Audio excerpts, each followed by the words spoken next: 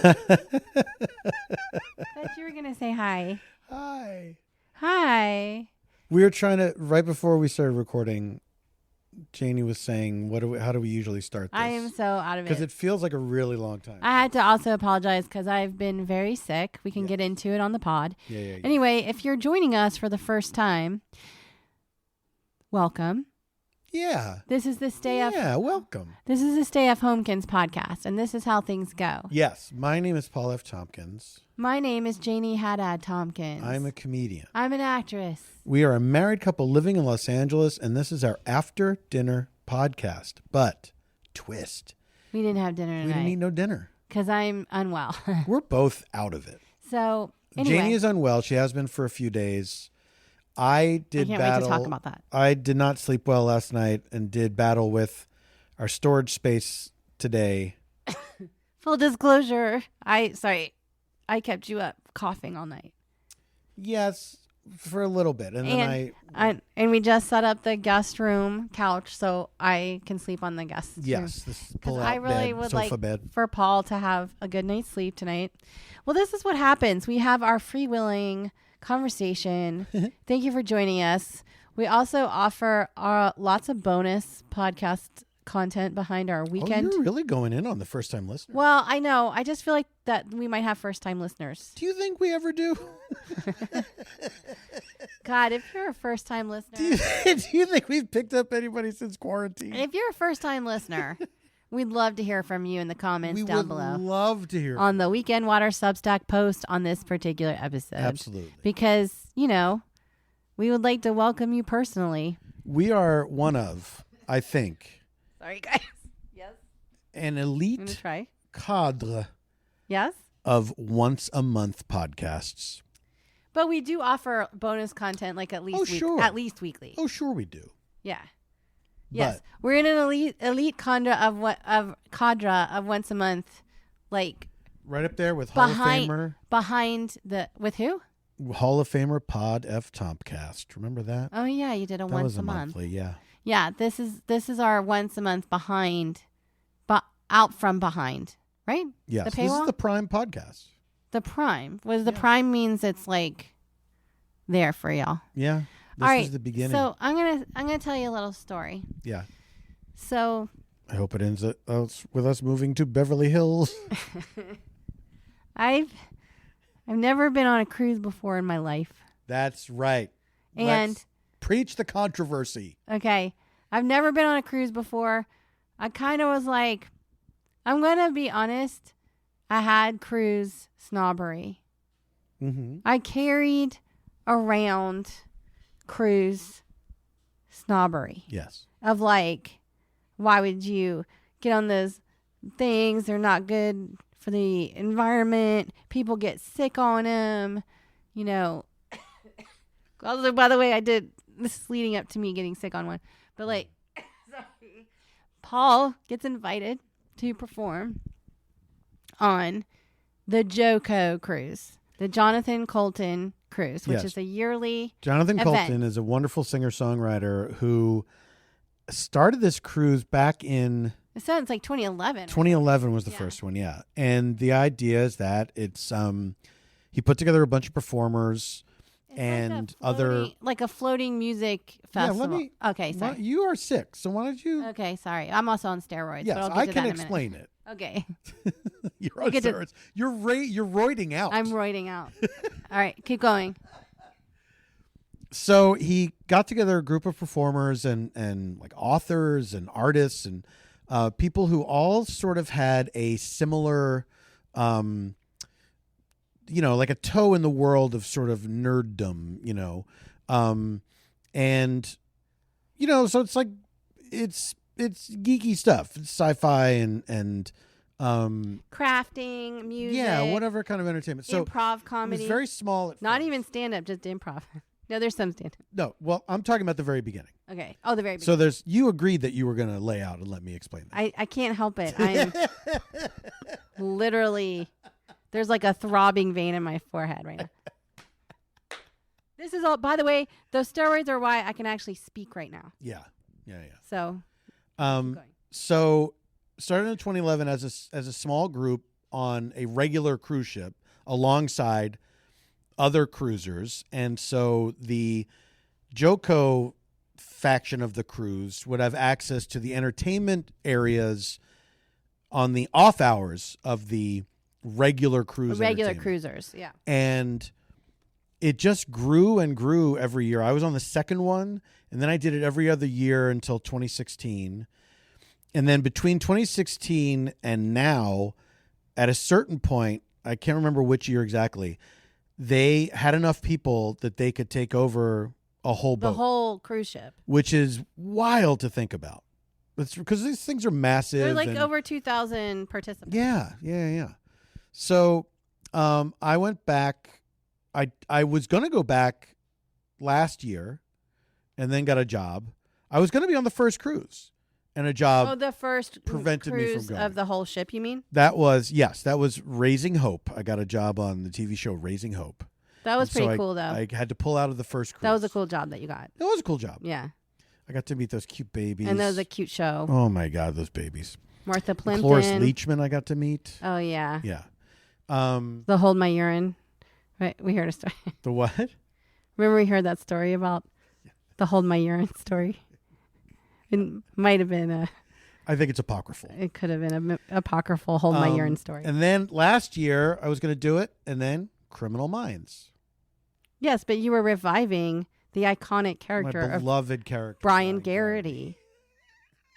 Brian Garrity. So I couldn't say no. Wait, Criminal Minds Revolution or something is the name. Evolution. Oh, sorry. It should be called Devolution because they're always saying he's devolving. Remember we did that video? And they're like, he's devolving. We were the ones that said that. Criminal Minds Evolution. There was a night that we were at Paget Brewster's house. Paget is one of the stars of Criminal I think Minds. we've referenced this on the pod before, but it's funny to reference right now. Because it's still on YouTube. It's still on YouTube. We were all drunk. So drunk at Paget's house. And we were, for some reason... We were kind of ribbing Paget. I know what it was. I know what was happening. Paget was like, all you got to do to be on one of these... A procedurals is like say your lines like a certain way. She was trying to like teach us, and we're like, yeah, we can do that. Yeah, we can totally do that. And we were kind of like ribbing her about her job in a way, because I think we were probably all like, sorry, I know I'm like sounding strange when I talk. I'm trying not to cough. I also took some cough suppressant that they prescribed, which doesn't work, by the way. And we were like saying like, I think we were ribbing her because we had like jealousy probably that she had this like well-paying job, and we were like, we should all be able to do this, you know, or whatever. So we go around the table and we just make up lines from that would be in a procedure. That would be in like what she had to do on the set. Yeah. And we did it so many times, and I filmed it because I was like vlogging at the time, because it was like it was like the early aughts. That's right. I had a vlog, y'all. Flip camera. Yeah, I had that flip camera vlog. I really liked my vlog, and some like 8 people liked it. That's 9 altogether. But I just like, I don't know. God, so there's a video of us doing a fake scene where we're all saying procedural, and we're so drunk, and we don't really get through it anyway. Yeah. But I remember the big thing was it so many times. I do remember the big thing was he's devolving, and that was my contribution because you were being like Joe Mantegna. I was doing a half-assed Joe Mantegna impression. I thought you did a pretty good Joe Mantegna. Hey, honey, thank you. Thank you very much. It was really funny for us. Here's what's really funny is I did not remember that at all when I met him, because he directed one of the episodes. Oh, he did? Yeah. So he doesn't even know that he's on. He has no idea. Man. He has no idea. All right. Well, anyway, so the point is, maybe the producers found out, and that's why I haven't been asked back. I don't think so. I don't think no one knows that video exists. I never want to see that guy again. Oh, I can't do it. Why would I try to launch into it? Anyway, you got asked back on the JoCo cruise this year, and you like every single time and it is a very generous thing that they invite the performer's family on the cruise. Yeah. And you know, that has always been tempting to me. But I was like, the first few times you did it, I was like, I don't know if I can leave that long. I want to book work. I'm in a groove, Yeah. And then so many years went by where people we know went on the cruise and they're like, Janie, you got to go on the cruise. Yeah. Like, you're going to like it. I'm like, I had my cruise snobbery. I was like, then COVID happened, which, I'm like, well, it's just a like bucket of like virus. Like, I just gonna, you know what I mean? Mm-hmm. I was like, I know I'm going to get norovirus. I always get norovirus everywhere I go. If I eat an oyster, I get a fucking norovirus, I don't know. It's just like being really kind of squirmy about it. Yeah. And then finally. Which, by the way, I totally understand because it does seem there is something about it where you're on the thing for a week. And so you feel like you're tempting fate. Yeah, you're trapping yourself. Yeah. And however, also, by the way, I did watch a documentary about a cruise ship during COVID. Yeah. That was like trapped. The people were trapped with COVID on the cruise ship for like over a month. And there were like dead bodies like on the morgue of the. So like I already was like confirming my own biases about being on a cruise ship. And I'm like, oh, they're terrible for the environment. I'm like, well, I guess they're just like the same bad for the environment as hotels are because they're just like floating hotels. Yeah. Or a plane. But I don't know if it like emits chemicals into the ocean water. I don't know. It probably does. Okay, so in my mind, I'm being snooty about it, but like I also fly places. So my carbon footprint is not fucking pristine, people. So but it's better than every single corporation. So yes. So good for you. So I finally go on the cruise, and I'm going to just up front say that I did get sick from going on the cruise. I did not get sick on the cruise. Yeah. But I was clearly exposed to whatever this mystery virus is that I have. When did you start feeling sick? Because we got back Sunday afternoon. That was this Sunday? Yeah. That's fucking crazy. Yeah. That feels like a million years ago. Well, I just remember waking up Sunday. Well, first of all, there was like a mishap with our alarm because I had set the clock. It was like such a crazy. So I was like, I had a scratchy throat and I was like, oh, Paul, I think I have like reflux. Remember I was saying all this? I was like, I ate that. Sorry, what day is this? Monday? Sunday, yes. No, we got back. Yeah, Sunday. Yeah. I was like, I have terrible reflux because my throat got burned in the middle of the night. That's what I thought. Yeah. So I was like taking like Pepsi and all stuff. And then Monday, and I had to record on Monday. Yes. I'm on this cartoon show called Regular Show. This is the show Regular Show, which has a devoted following. On Cartoon Network. A devoted So I was very excited, and I was recording on Monday, and I was like, God, sorry, I'm so hoarse. Like, I don't know what this is. Then by Monday night, my throat was so painful. It's the worst. Like 3 full nights, I was like, I couldn't swallow. Like I could bear. It was like daggers. I was like sucking on ice. I was like, Advil was doing nothing. Okay. And my eyes are leaking. So I go to the doctor yesterday. They test me for everything, and I've been testing for COVID like for days now. Mm-hmm. And it was like negative. And I was like, this doesn't make sense. Like, it seemed like COVID. Mm-hmm. And I was like, well, I had like a vaccine in the fall. So I thought maybe it's like suppressing the test, but I don't know how it could suppress that many tests. Because also I went to the urgent care and they tested with their test and it was negative. So like everything was like negative. Everything was negative. And so I was like begging for steroids. I was like, please. I was like, you need to give me these for my throat. And the guy was like withholding. I had to go to 2 different urgent cares because the first urgent care, the lady was giving it to me. She came back and she's like, we don't stock it anymore. You might have more luck at this other. We don't stock it anymore. Because they dose you at the urgent care. Yeah. Why would they stop stocking it? They stopped stocking like the oral kind or something. Why? It's a medicine. I don't know.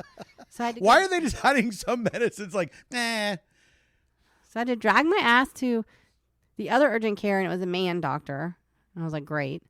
So I was like trying to explain to him with my like no voice. I'm like, and I went to this other urgent care, and she was going to get me some oral steroids. And then she said that I could maybe get them at my primary care place. And sorry. Yeah, and they stopped stocking it like it was Strawberry Quick or something. It's just not moving. He was basically like, it was like I was asking him for OxyContin. Yeah. It was like, no, young lady, I know you're trying to hulk out. He's like, I recommend like tea. Fuck. Some hot tea. You think I haven't tried tea, motherfucker? Like at this point, I've been the first thing you do. Like, by the way, I was drinking throat coat tea like a motherfucker because Catherine brought me, like sweetly brought me. Catherine from Pod. Yes, 3-minute review. Sweetly brought me 2 boxes of throat coat tea, like immediately. Yeah. And I was like, I've been like mainlining throat coat. I've been Advil. I set my timer every 4 hours for my fucking Advil, dude. I'm sucking on ice chips. I'm sucking on ice chips. I've got a humidity. You got to respect my Katrina and the Waves song parody. That's really good, actually. I like that one. Sorry. I was like, I'm taking like Sudafed. I'm steaming my face with the face steamer. I've got the humidifier. Like this guy's acting like this is my first rodeo. Yeah. It was like I was Barry Bonds. And he was like taking a moral stance. I don't know why it's so funny to hear you make that reference. I'm like, I just want like a low dose of, a low dose of steroids to target my throat. I'm here for pain relief. Yeah. And I'm not joining the Fast and the Furious franchise. Yeah. I was like, I'm not diabetic. I can take this medicine, Give me them roids. And so, or you are going to see a rage.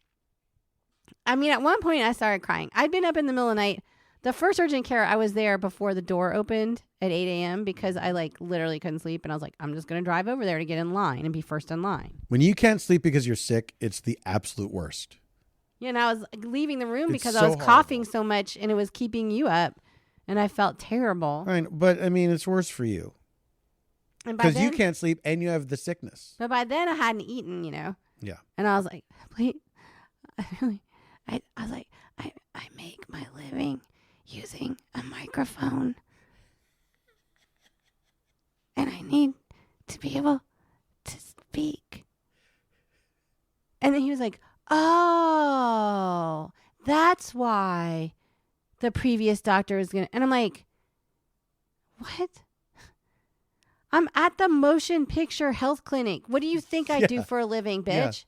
Yeah. Like, I'm on the SAG after a health plan. He's like, what do you do for a living? And I was like, I'm a podcaster and an actor, voice actor. I'm like, tears are like streaming down my face. And I'm like, why is this man gatekeeping this from me? And he's like, oh, I give this all the time to like public speakers and speech. And I'm like, why is it new to you then? Of course you do. Obviously there are like risks with drugs and stuff. And I just like looked like someone who walked off the street. I was clearly in pain. Yeah. That's what I couldn't get over. Yeah. I was like, okay. So I didn't mean to go so far down the road of this story because I think it's kind of boring in a way. Other than what? In a way. Well, but to me, like the real point of that little story is why, and you have to advocate for yourself. Yes, you do. For healthcare. Yes, you do. Like sometimes you walk in and they're like, oh, okay, this will help you. And then sometimes you walk in and you have to really kind of like, stay the course and not like you have to be like Shirley MacLaine in terms of endearment. Although she was advocating for someone else. True, but you have to be your own Shirley MacLaine. And I am always. That's why we have a gallon of morphine in our fridge. I would not take no for an answer. Do you think that Shirley MacLaine's character, in terms of endearment, if that movie were remade today, would be wearing a Free Luigi t-shirt in that scene? Absolutely. 100%.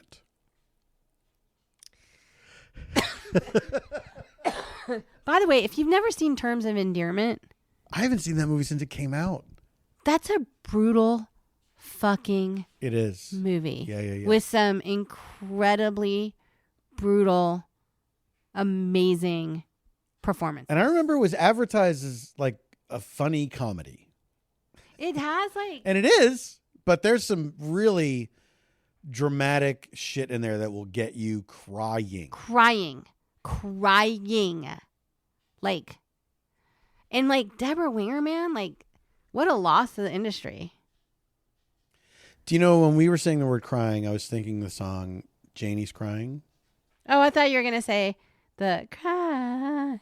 I thought of that too. I thought I went through a whole Janie's crying. That's like Aerosmith's song. Yeah. People like to no, that's not Aerosmith's song. David Lee Roth. It's Van Halen. Guns and Van Halen. Van Halen. So there's two Janie's songs. And that people sing when they hear my... Is that what you're going to say? Yeah, that and Janie's Got a Gun. Janie's Got a Gun. Which one do you despise more? Janie's Got a Gun. Yeah. Who was that again? Aerosmith. That's Aerosmith. Okay. Janie's got a gun. What did her daddy do? It's Janie's last IOU. What about Jane Says by Jane's Addiction? How do you feel about that? That's okay in a way because, you know, because I saw them at like Lollapalooza. Like I had that album. And you're done with Sergio. I'm done with Sergio. Because he treats you like a rag Jane doll. Treats her like a rag doll. That song takes me back to a very... The time that came out. Specific time in the 90s. Very specific period in my life that was very formative. Same. For me, because I was like in college, like early college. Yeah. If I hear that song, if I hear... So I went to Lollapalooza. Motor Crash by the Sugar Cubes. How does that one go? Oh, I can't sing it. It's Bjork, so I can't like... I haven't heard that song in a long time. What was the other Sugar Cube song that came out that time that was really... Remember that one? No. Because it's not placing anything for me. Cuckoo. Oh my God, what'd you do? You summoned Cuckoo? Cuckoo, are you a big fan of Bjork and the Sugar Cubes? You summoned Cuckoo from the Sugar Cubes? God damn, what was the name of their big song? I don't remember. Anyway, so that was my story about advocating for yourself, I guess. And then... But now talk about the cruise. I want to talk about the cruise. Yeah, well, you enjoyed it. Yeah, because number one, I wasn't sick. So... Oh, and another thing that was kind of funny was like when you were like not selling me on the cruise. That's not really like the right word. But when you were sort of like espousing what a good time I was going to have on the cruise. Right? Yes, I was confident that you were going to enjoy it. I understood your reservations, but I felt that once you got on the boat, I thought you were very much going to enjoy it. I do like water and being on boats. I'm so sorry. The song was Birthday. That was their Do you know how it goes? I tried to sing that was the Birthday? signature yowl. Is the word birthday in the song? I think that it is. I haven't heard that song in a long time.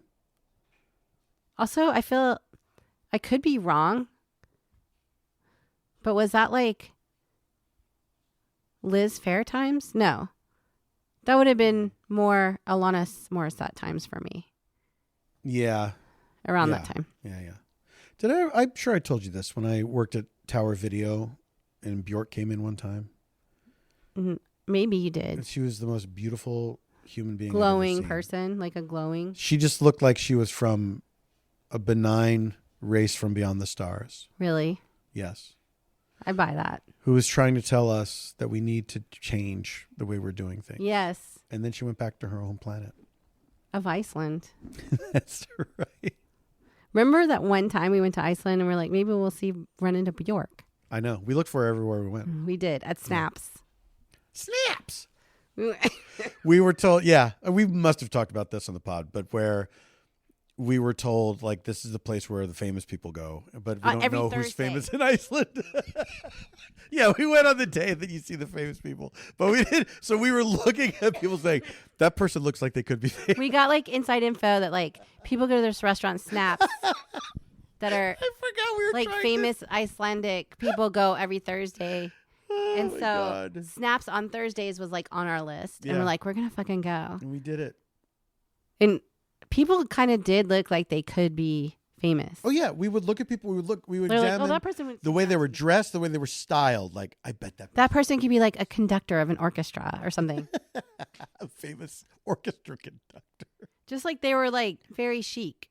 Who do you think is the most famous orchestra conductor right now? Dudamel. Worldwide? For me, I guess. Yeah, for me too. Tar, not a real person. That movie. Who's more famous, Dudamel or Tar? God, Dudamel. I hope so. Yeah. I hope the real life conductor is more famous than the fake conductor. That movie Tar. Yeah. Was not. I didn't get it. No, I didn't either. It wasn't for me. I didn't get it. I feel bad that I didn't get it. I was because I had friends that were like, I'm obsessed with Tar. When the movie came out, they're like, I'm so obsessed with Tar. Yeah. And I was like, huh. And these are people really who's like, I like respect their opinions. Absolutely. Same. Yeah. But I was disappointed I didn't have the same reaction. You know what I mean? Like, I didn't think people were crazy for liking it so much. No, I was mean, just like, oh, I didn't get Kate the thing. Blanchett is an amazing actor. It's like when you can't feel ASMR. Right. You're like, oh, I'm missing out on a thing. Yeah. All right. Wait, so what did you like on the cruise? Oh, okay. Sorry. I keep veering. Okay, so I was going to say when you were like getting me ready for it, you were saying how I don't have a lot of obligations on the cruise. Because a lot of times when I go on business trips with you, it's sort of like sold to me as like, it can be like a half romantic vacay. We can do things together. I stopped doing that a long time ago. Yeah, because it was all framing things that way a long time ago. It was a lie. Yeah, because it never worked out. It was like when we go to Sketchfest, I always do a bunch of shows. It used to be the early Sketchfest though. We were able to like really bounce. Yeah, because there weren't that many shows. Like, it's grown so big. Yeah. And I've become a part of so many shows now. Yeah. Like regular part of shows that do the festival. So there really is, we do have kind of separate trips when we go up there together. And this cruise was going to be like that too. I only had a couple shows on my schedule. And then Jonathan Colton, the namesake of the cruise, got sick on the first day. So as soon as we get on the boat, there's a big opening night show. Yeah. And Jonathan like comes out and sings and like welcomes people on. He like hosts that show and brings up various guests. And then we're like unpacking our little stateroom or whatever. Mm-hmm. And then you're getting texts from Amy Mann that's like, hey, so Jonathan's sick. Yeah, because I was already going to be on that show. I was going to sing a song on that show. Yes, but you didn't need to like rehearse. No, and I got a message from Amy saying, "Are you coming to sound check? Do you have time to talk?" Yeah, because apparently Jonathan was like with a medic. Now, mind you, I'm like, great. This is my it's happening. Like this entire boat is going to be infected with noro. Because we had just seen him that morning. We'd seen him the night before that morning. And so then you had to like take over the hosting duties of the opening show. Not really. Or like fill in. Yeah. Paul and Storm, who also produced the cruise with Jonathan and their performers, they probably ended up doing more hosting than they were going to do. But there was a song that Amy and Jonathan were going to do together. Yes. That we figured out a way for me to like pretend to play a very broad version of Jonathan and sing the song. Luckily, it was a parody of one of Jonathan's songs that Amy had written, and luckily I was familiar with the original song, so I knew the melody already. Yes. So it was easy for me to jump in and do that. And it ended up being like a fun thing that I got to do because I got to play this big funny character. Yes. It was such a hit at the show. People enjoyed it, yeah. I will say, okay, the things I like, you asked me, what did I like about being on the cruise? Well, first of all, like being a part of the sort of behind the scenes, we were like, there was like a separate lounge. Yes. Where everyone can mingle. And so all of the other performers also brought their plus ones and dates on the cruise. Siggos. They're siggos. And so this sort of like social area was key to seeing people in the same boat, so to speak, of like having to be places at certain times and blah, blah, blah. And I was excited to meet this one journalist who was listed as a speaker because I had read her book last year. I think I even talked about it on the podcast. Talked about it for sure. So her name is, Mo Ryan, or Maureen Ryan is her pen name. And she wrote a book called Burn It Down, which was an expose of toxic Hollywood workplaces, which there are many. Yes. And she'd done all this investigative journalism on it. And a big chapter appeared in Vanity Fair. And before the... Bless you. I hope you're not kidding when I... No, I think it's just okay. The air is dusty. So I really wanted to talk to her because I thought the book was so important because she also talked about ways to not just like expose people, but ways that the systems have to change. Like she's a real, like, we've got to like shake up the system person. And when I first walked into that lounge on the first day, when I was like trying to get my bearings, I went right up to her and said, I remember you were very much looking forward to I was looking forward to meeting Mo Ryan. And I said to her and her husband, I was like, I just want to say I'm here with, my spouse is here doing the cruise too. And I read your book and I was looking forward to meeting you. And she was instantaneously so cool. She was like, what a way to get straight to my heart. Someone who's read my book. This is my husband, Dave. And like, she was like my person for the cruise in a way. Yes. Like she was my friendly face. I mean, I hope I didn't come on too strong to her. I feel like maybe, No, I think like having gotten to know her on the cruise. Because at one point I was like, you're my new best friend. I think you met her at what her level is. You know what I mean? Yes. Because she's very outgoing as well. Yes. Yeah. Yes. So that was like fun. And then we sat together for that first show that you took over. Because we walked I was like, oh, the show's starting and, blah, blah, blah. So I kind of liked the spontaneity of like meeting people or being alone, I guess the thing I was not expecting as well, because also as I was like prepared for this cruise, because the night before the cruise, we went out to dinner with John Hodgman and David Reese, who are kind of regulars on the cruise, but they were not on this year's cruise. Yeah, they had both done a bunch of them. And they were like, John Hodgman was so like, I cannot believe you're going on your first cruise and I don't get to be with you on your first, like to see you experience. Because I'm sure that would have been thrilling to like have like a vicarious experience of someone like being new on the cruise, Yeah.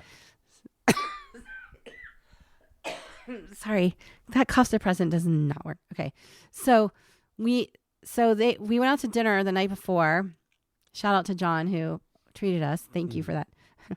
And they were like telling me all this stuff about the cruise, like in a way where it was like, that was another hesitation of my snobbery was like, is this thing cliquey?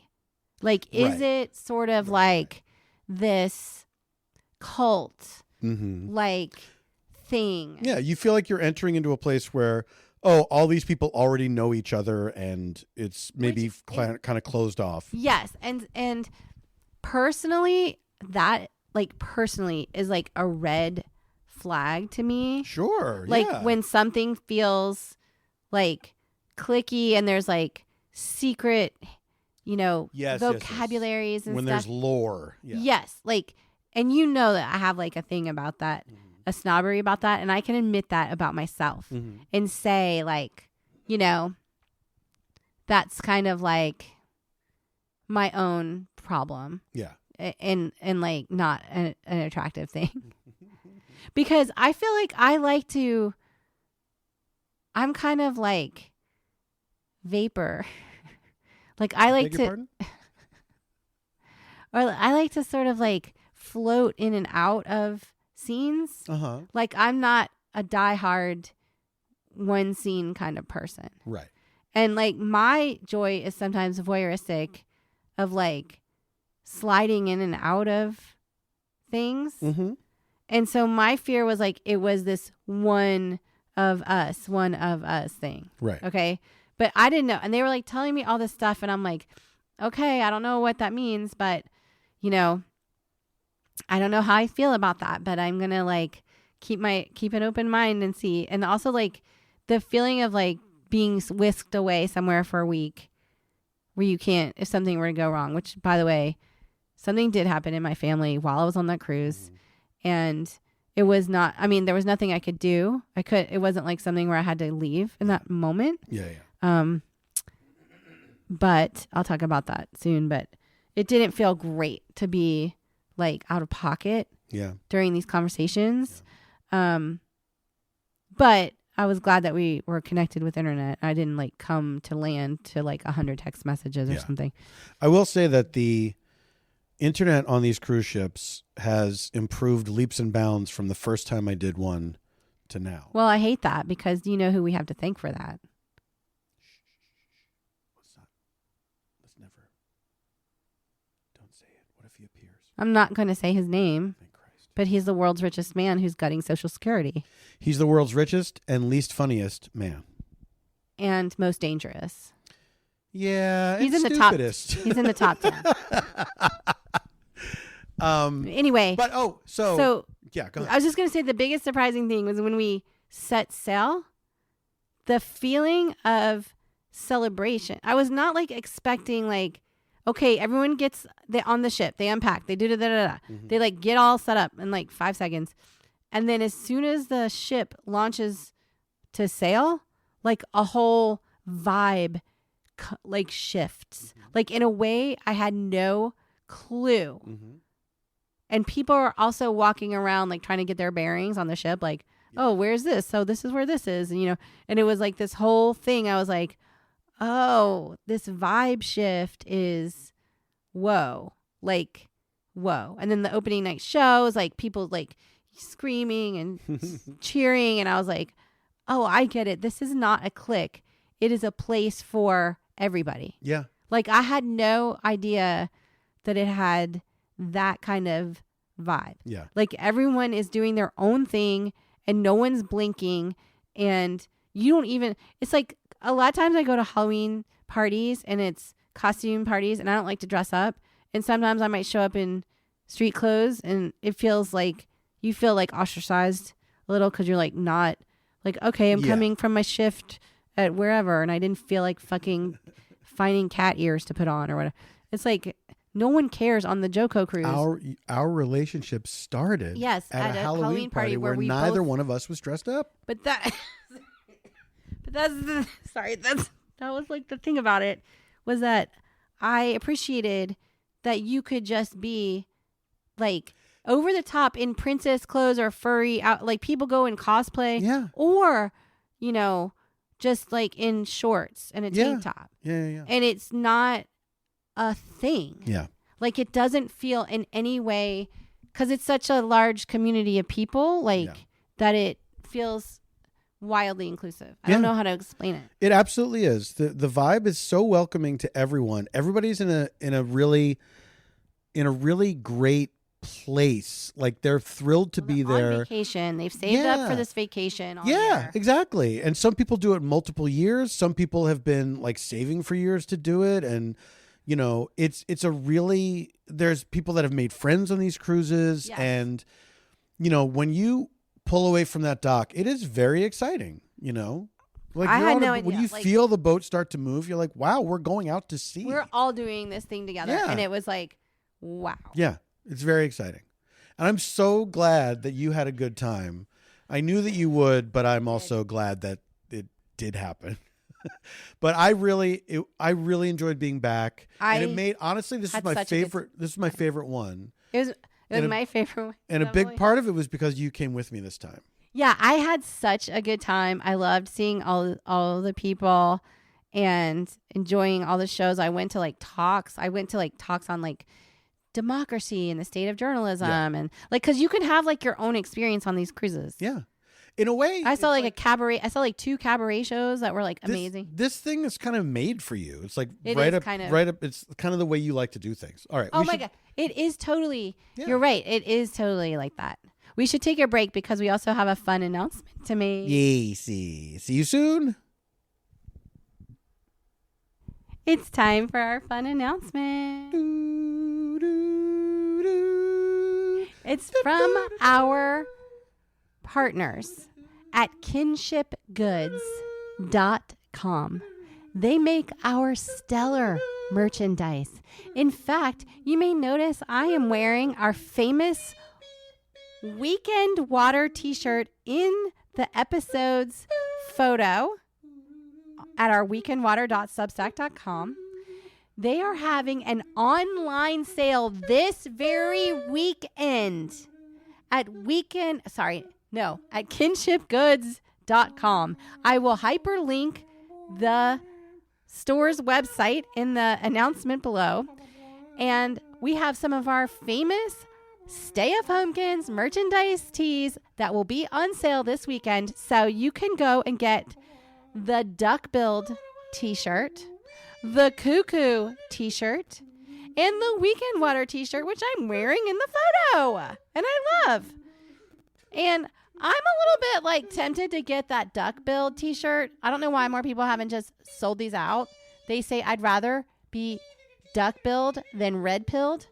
I think we should send a box to Gavin Newsom. That's what I'm thinking. He should be wearing that t-shirt. And maybe one of my relatives who posted something very strange on Facebook today. Anyway, now would be a good time to snatch that t-shirt up. Truly. So I started too high with the song. Go to kinshipgoods.com and get the sale merchandise. It's not just our merch t-shirts, but they're having a sale this weekend. I will hyperlink. But we'd love it if you grab some of our merch too. And thank you. Thank you, Kinship Goods. Varietopia is on the move. The 21st Century Variety Show is on tour this springtime. First, be sure to catch our live stream of our St. Patrick's Day Show special on Sunday, the 16th of March, 7 p.m. Pacific.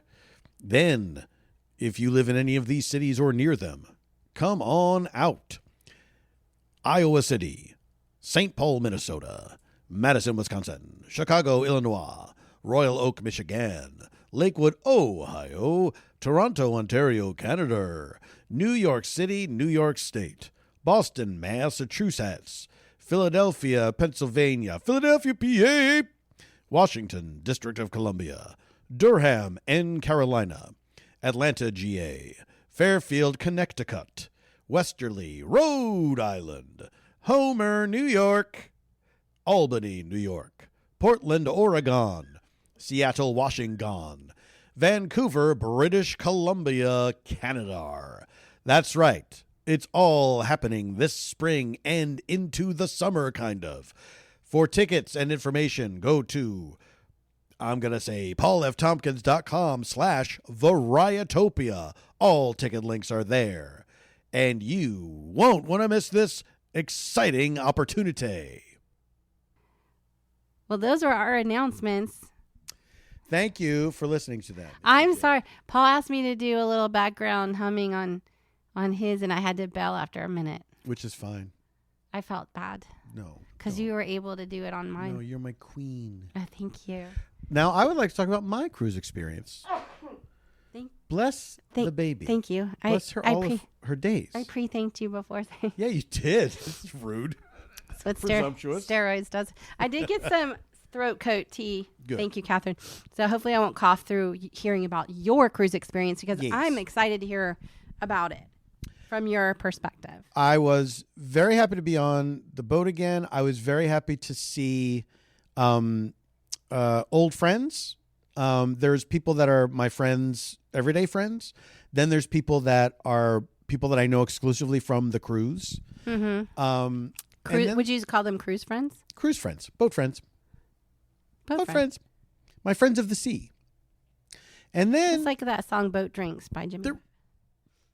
There were people that I was meeting for the first time and performing with them. And it was really an absolutely lovely time. One of the things that happened because Jonathan was under the weather was I filled in for him doing a Q&A with They Might Be Giants. Now, I've been a fan of theirs since the 90s and was so taken by them immediately upon hearing them. And, you know, the album Flood came out in 1990, which may have been my first. I mean, I think I had seen Don't Let's Start, which was their first big song, like on MTV or something. It had a crazy, funny video. But the album Flood really got me. And then I went and got their back catalog, and then I listened to them ever since then. And they were very important to me at a time when I was forming creatively. And those guys are just pure creativity, and they do their own thing. And there's something that's very inspiring about that, even if it's not your direct, one-to-one thing. Sure. Well, a creative process is fascinating. I feel like I like to hear and learn about all. Me too. Varieties of that.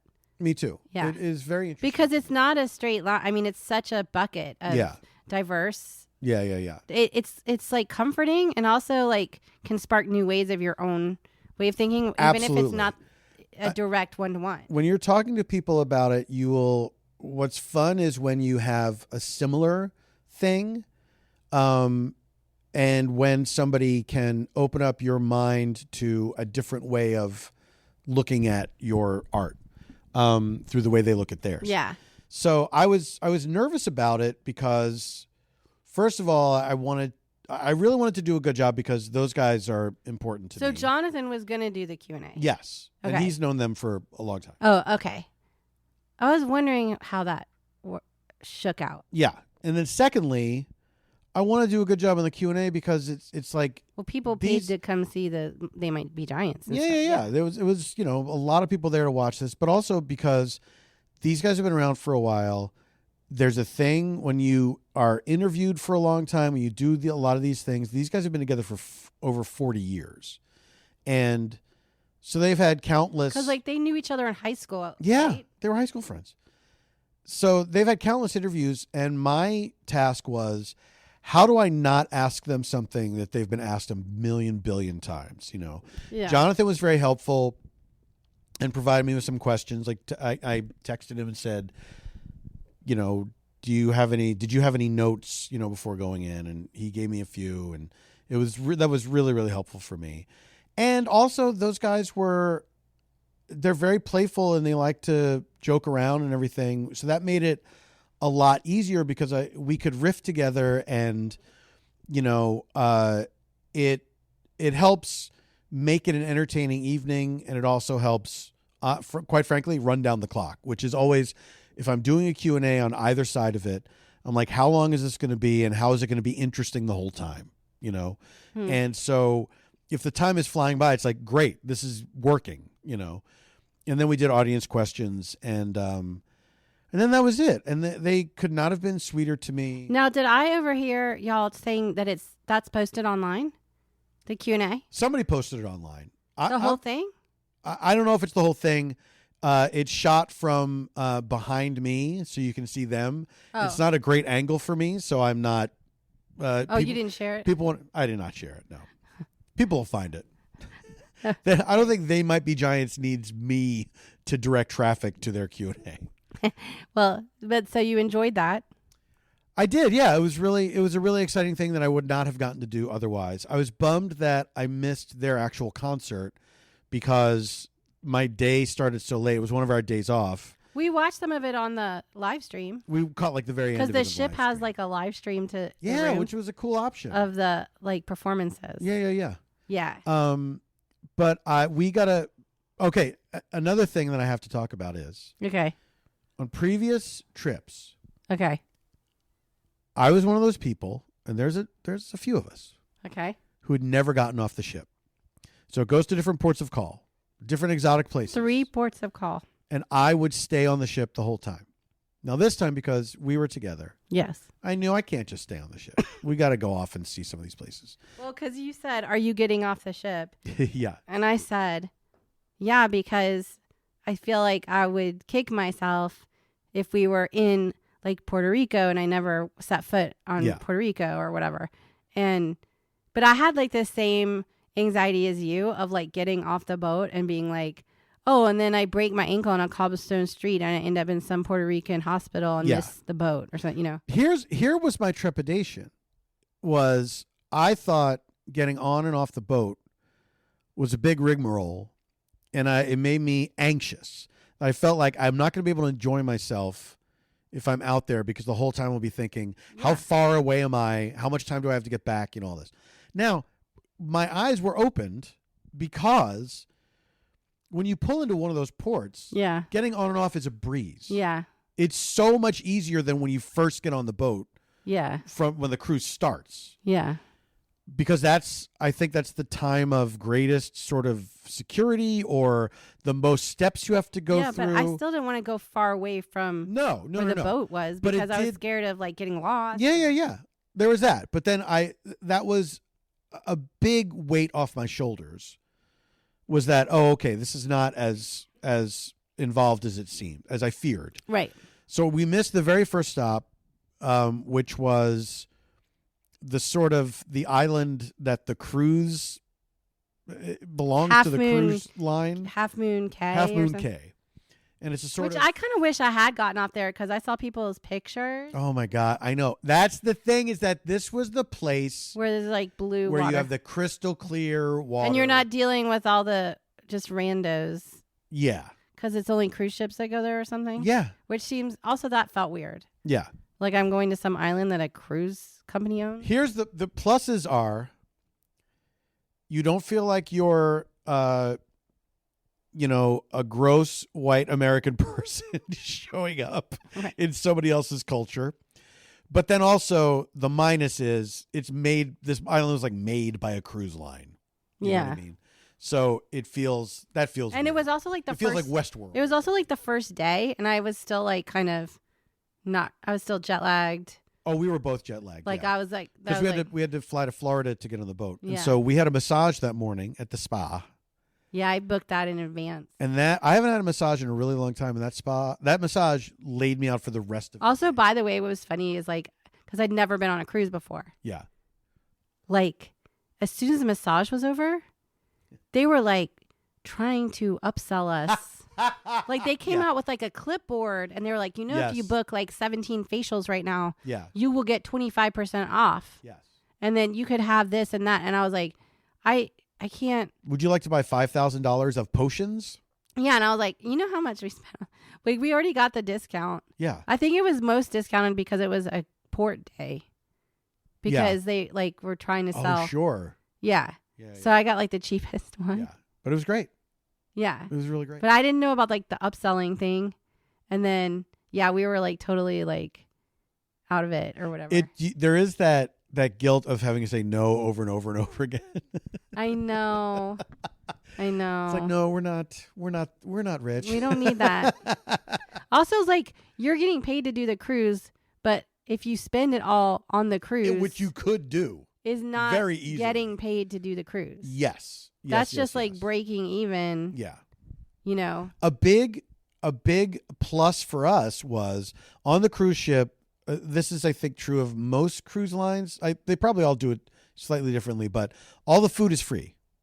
You can eat for free the whole time. Yeah. They get you on the booze because people like to party, But we were lucky that we had access to this performer's lounge. And he was like, where at certain times there would be an open bar. Certain times of the day was open. Yeah, there was one day we were at dinner and you ordered a wine and you paid for it. And I was like, the open bar is in like 45 minutes. Why are you having a wine? And you're like, I just want a wine with my dinner. Can I have a wine with my dinner? And I was like, I don't understand.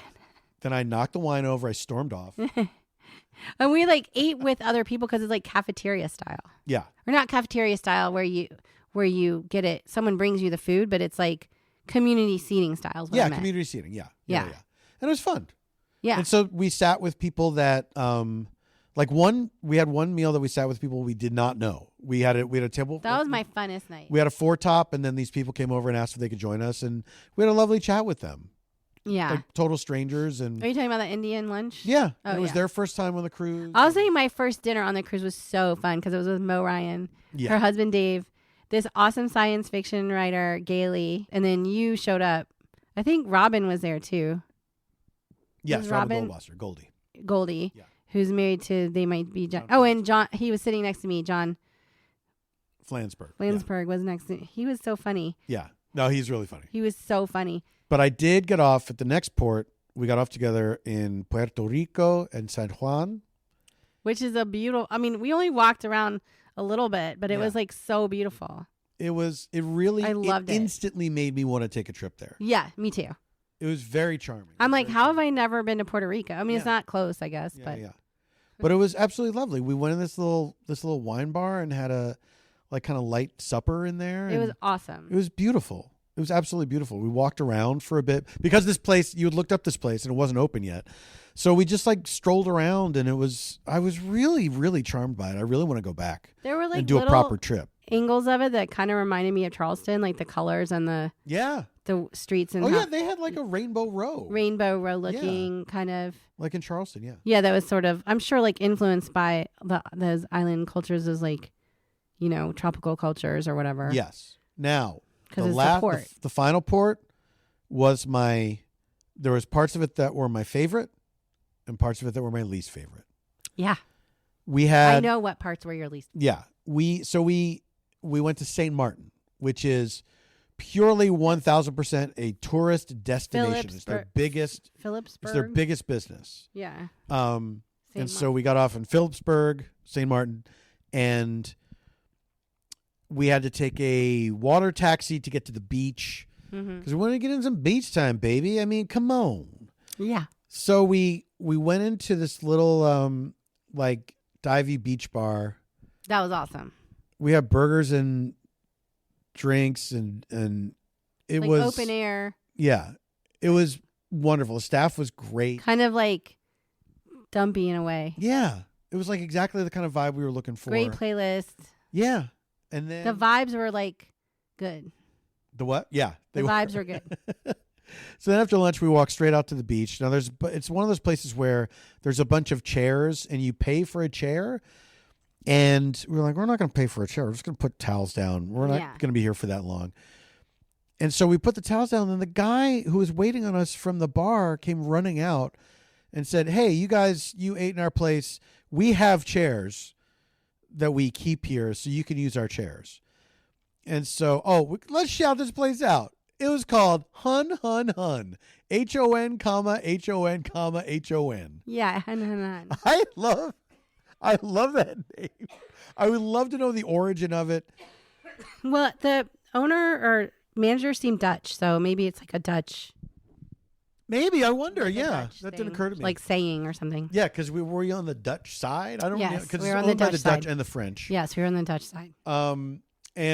So we sat in these chairs, which were in right at the water. Yeah, and we were like, let's go swimming and read our Kindle and it was we're really surrounded nice. by people, surrounded by tourists. There's tons of people. But people are just minding their own business mostly. And it was really nice until this is a place where, and I've not experienced it to this extent, where there's local merchants that are walking up and down the beach and they're selling various things. Yes. You know, so every hats, couple t-shirts. minutes, somebody's walking by saying, "Do you want this? Do you want this?" Yeah. And you just say no, and it's fine. They don't give you a hard sell. You know what I mean? These motherfucking. So then we hear, so a woman passes by us. She's offering to braid people's hair.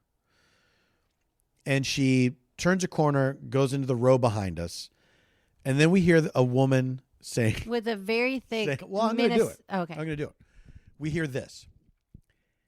No, I am a professional hairdresser, and I would rather you do not touch my child. No, I've said no 1,000 times, and you people keep coming over here every 2 seconds, and if it keeps up, I'm going to call the cops. I mean. And then the woman, you could tell we couldn't hear what she was saying. Trying to pick a fight. Yeah, but she wanted to pick a fight. Yeah, but this woman, we cannot hear what she was saying, but you could tell she was just saying, "Hey, man, it's cool. I'm just offering. I'm just trying to do my thing." It felt racially charged. 1,000%. And the woman who was like saying, "I'm going to call the cops," was like right behind my fucking head. The cops. And I'm like reading my Kindle. I'm, trying to get into the Cher memoir. Yeah. I'm like, had my sandwich and I'm like swam on the water and I'm feeling relaxed. And then these motherfuckers from America are embarrassing. Yeah.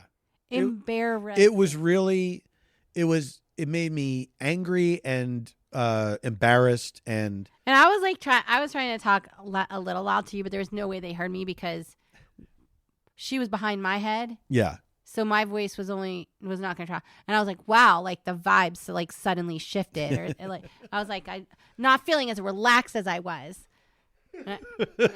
You were trying to throw some shade, but it was lost on the wind. It was lost in the wind. But it did it was ugly. It's not like we were going to stay there for that much longer, but it absolutely made us like pack departure. up now. I was like, let's just go. Yes. I was like, I just want to go. Yeah. Oh, we have to talk about the water taxi guy. And then the one on the way back or the one on the way there? The one on the way over there.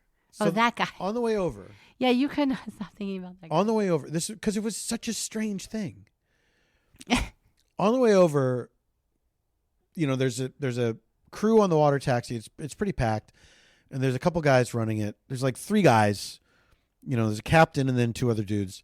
And so this announcement starts. And, we're listening to it. It's kind of explaining, we make our business from tourism and blah, blah, blah. Here, we were going to drop you off here. And so I'm looking around to see where the guy making the announcement is. And I see so one of the crew is standing there and he is talking. He's saying all this. And then I realize that's not his voice. He's not talking into a microphone. This is an amplified voice that I'm hearing. Yeah. But I'm looking around. I don't see anyone on a microphone of any kind. This guy was lip syncing this announcement and moving his arms around. Yeah. He was like he's an the one doing it for his own amusement. Like an animatronic, like a Chuck E. Cheese style. He's heard this. He was doing like a Chuck E. Cheese. He's heard it so many times. Yeah. That he's like, you know what? I'm going to start lip syncing this thing. And he's doing it in a way where it's very casual. He's not fully forming the words. He is literally just, it was on the edge of making fun of it. Yeah. But he was putting enough effort into it that it seemed like, does he want me to believe that he is saying this right now? It was so wild. You did for a minute. I did. It was one of the, I loved it. I was so happy about it. Then on the water taxi on the way back, they were playing like really loud music and they were doing this whole spiel about how there was a hurricane that ravaged their island and they were trying to recover with tourism and then quarantine happened and that they would like be so happy if people tipped and spent money there and everything. And it was like kind of like, oh yeah, okay, we want to help. Yeah, people did like, and then they started playing. They timed it perfectly. Yeah. They play Sweet Caroline by Neil Diamond.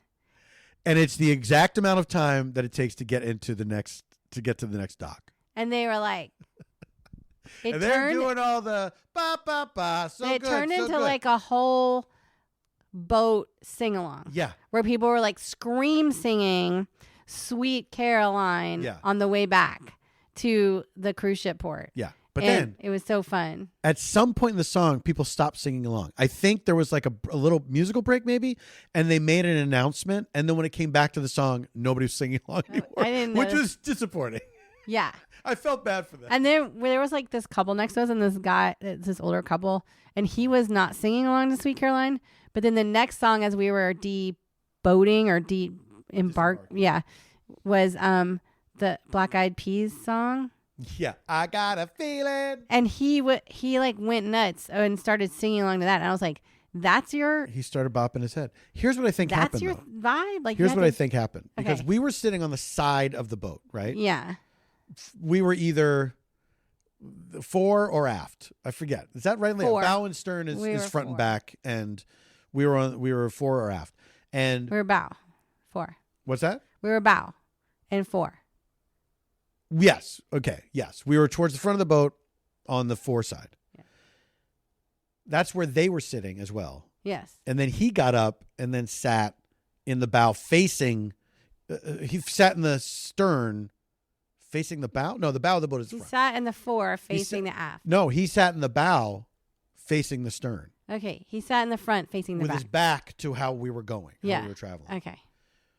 And so I wondered if it was a motion thing. And that's why he was so grumpy.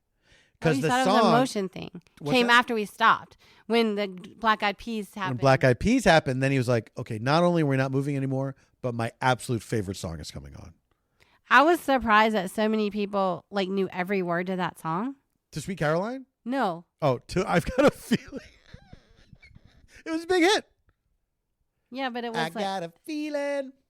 Yeah. That the night's gonna be a good night. And I was like, okay, I got ready to get off. Then as we were walking back. And then I was trying to remember the fourth member of the Black Eyed Peas that I could not remember.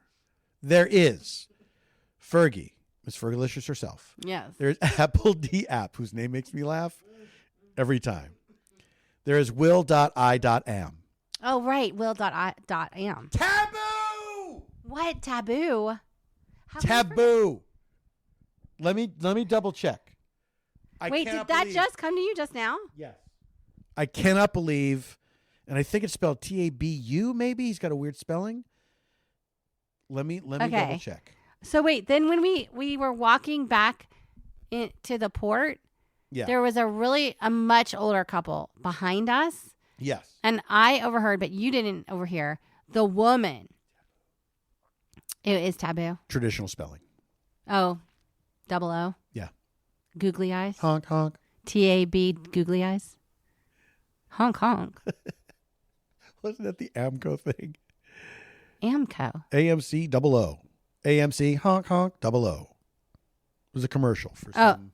I don't know what that is. Maybe that was local. I've never heard of that. Oh, maybe. Anyway. AMCO transmissions? I've heard of Amico. I don't know.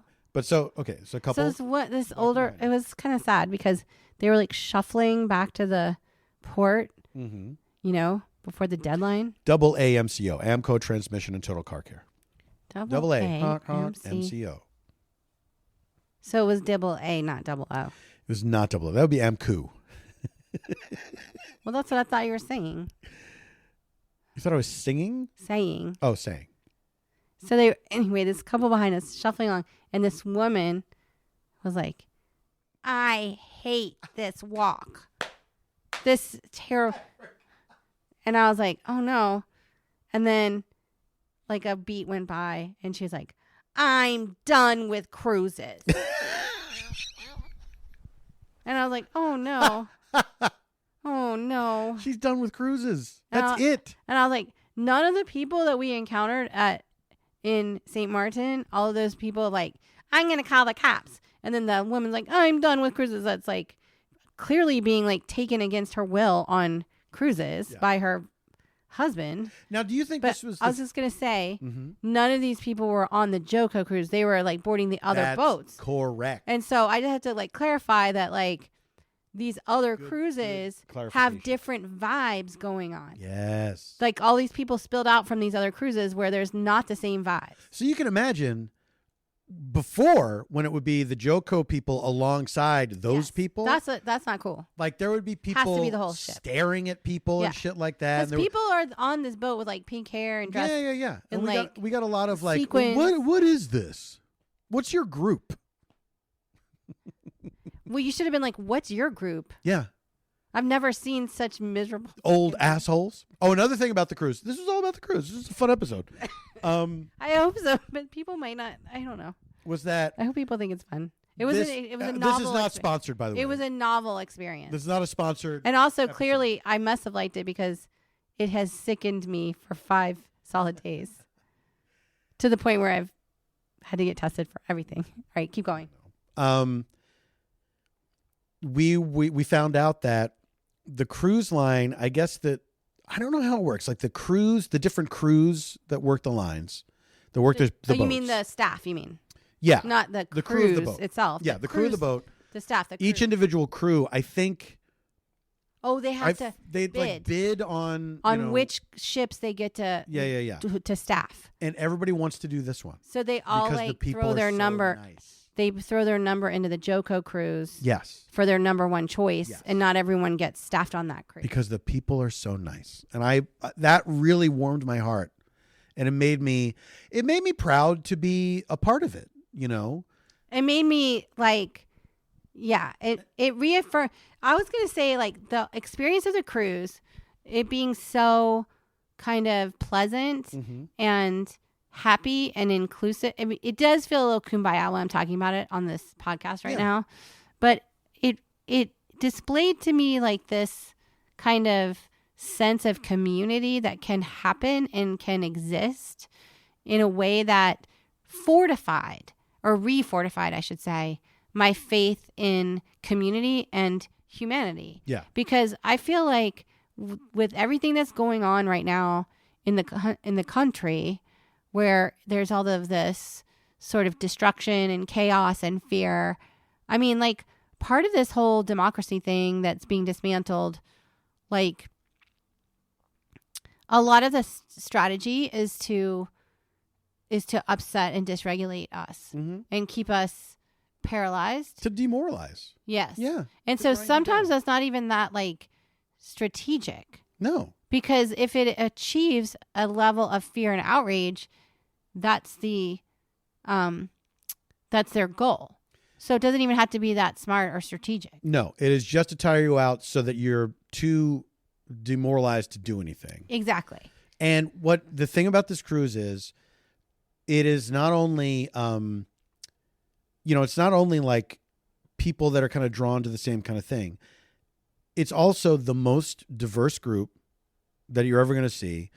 People of all races, people of all genders, people of all levels of ability, every kind of person you can think of. I went to breakfast by myself one morning, and I was sitting there, and this woman came in with her friend or partner who was this other woman in a chair, and she was wheeling into the table, but there was a chair blocking the way of where her chair could go. Yeah. And this random tall bearded white man walked by and was like, "Oh, can I help you?" And I was like, wow, I just witnessed some stranger helping someone else. Yeah. I was like, this is just how society needs to work. People need to pay attention and they need to extend themselves even in small ways, The vibe that we experienced last week is you cannot help but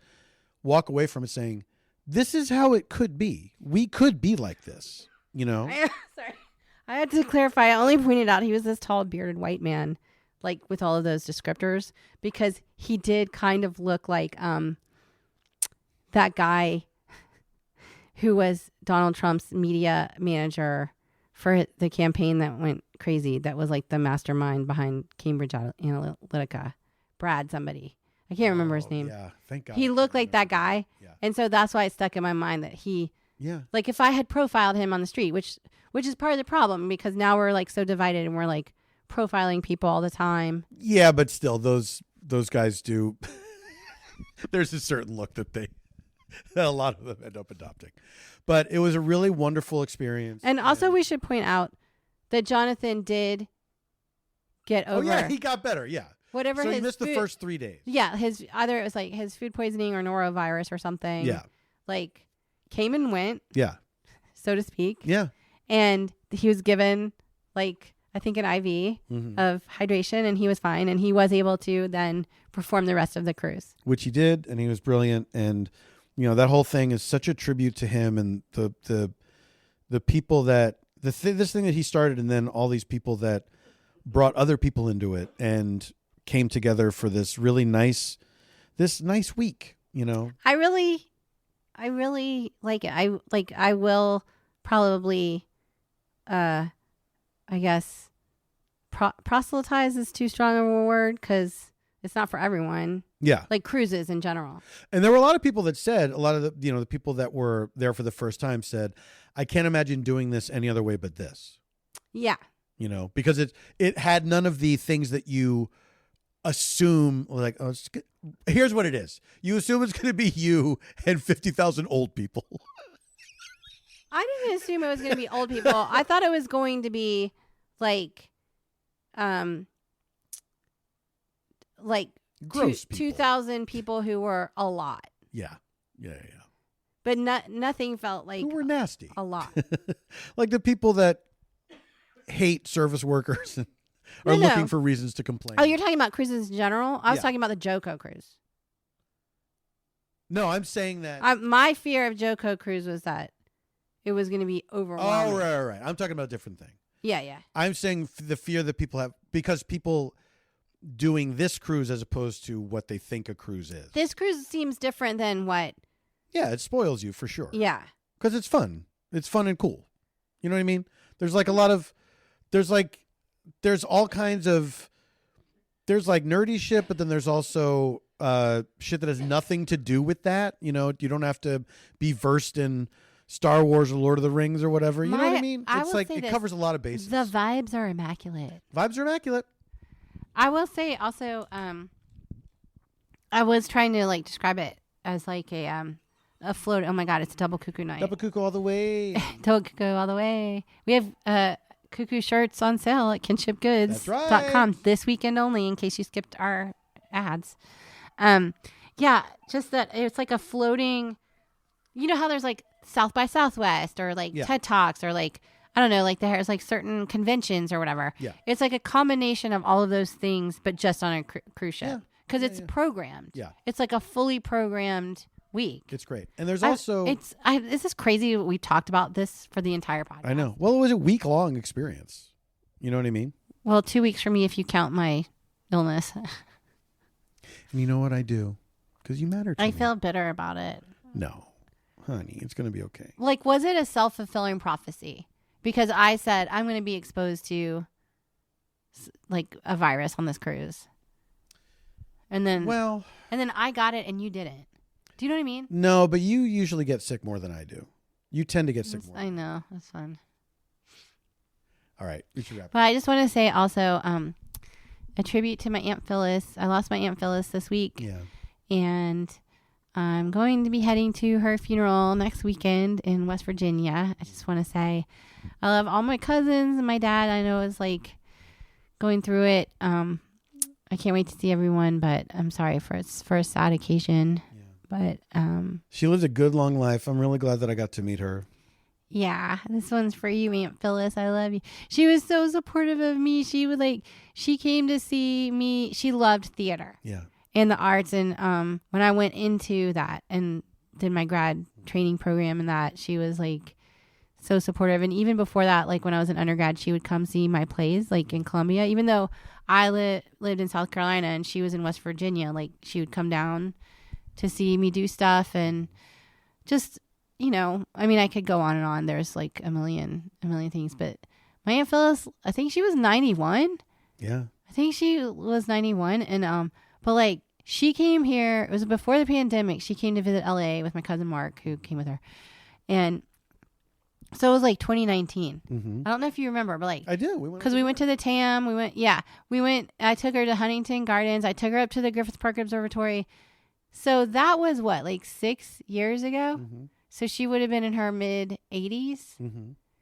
She has more energy. Oh my God! This person like walked all over Huntington Gardens. Like I'm talking like miles. Yeah. You know. And I'm like, we need to take a break. And she's like, I'm fine. Like she could never like sit still or whatever. And it's just like a tough loss because she was so full of life. Yeah. And she was a big hit at our wedding. I have pictures of her with like friends of ours from our wedding. And, you know, like even to this day, like Jessica Chaffin, shout out to our friends on the Ronna and Beverly, Ronna and Brian, Whoa, I'm like out of it. Ronna and Brian podcast. Ask Ronna and Brian podcast. They like hit it off. And to this day, Jessica will be like, how's Phyllis? So I haven't even told, like, I haven't even, because I was going to do like an Instagram post with some pics as like a tribute just to, because it's easier to, you know, people see it but I haven't had time to be a person since I've been trying to heal. But anyway, so. Shout out to Aunt Phyllis. Yeah. A good one. Yeah.